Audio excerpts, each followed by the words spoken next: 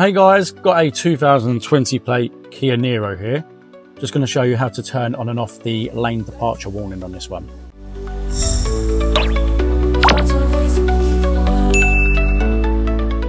So on this one, we're going to use the controls on the right hand side of the steering wheel and then the screen on the dash in front of us. So from here, I'm going to press the menu button a couple of times until you get to the third icon. Then scroll down until you get to lane keep assist. Now hold in OK for a couple of seconds. I'll bring up this menu. Then go to driving assist. Pressing OK. Now it says lane following assist. So this is when you're staying between the white lines and then you drift over.